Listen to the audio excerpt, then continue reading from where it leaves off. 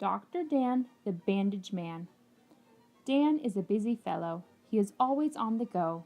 But one day, in a big backyard cowboy fight, he fell and scratched his finger on his make-believe gun. And what do you think the big cowboy did? He cried. "Moo-hoo-hoo-hoo!" Dan cried, and he ran into the house to his mother. Now his mother was always glad to see Dan, but a cowboy crying? How could that be?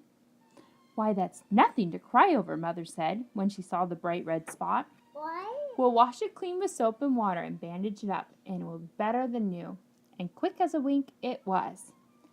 Back went Dan to the cowboy fight, and all the boys gathered around to see his new, clean bandage too. Next day, Dan hitched up Spotty his pup to take his sister Carly's doll for a ride. But Spotty saw a cat he wanted to chase, and he forgot all about that doll. Lickety-split, Spotty was off. The wagon tipped over, the doll tumbled out, and Carly started to cry. "My baby hurt herself," because the doll had a bump on her head. "This is nothing to cry over," said Brother Dan. "I know just what to do." So he led Spotty and Carly into the house, and he carried the hurt little doll himself with a rather bad bump on her head. "We'll wash it clean," said Dan, and he did. "We'll bandage it up," and he did that. Dan opened the wrapper, he picked the bandage out and held up the two stiff pieces, and zip, that bandage was on the doll's head. "There," smiled Dan, "she's better than new." "Now," said Carly, "I want one too."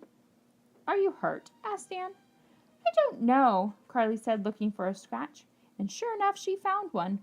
It was a very tiny scratch and rather old, but it was a scratch just the same. Dan washed it clean and bandaged it up. "Oh, thank you," said Carly. "It is better than new." "Ruff, ruff," said Spotty, and held up his paw. Dan laughed. "I guess you must want a bandage too," so he put one on Spotty's paw. Next day Dad was home from work. He went out to mow the lawn, and what do you think? He cut his finger on a slippery lawn-mower blade. "Let me fix you up, Dad," said Dan. "I know just what to do. We'll wash your finger clean and bandage it up, and it will be better than new."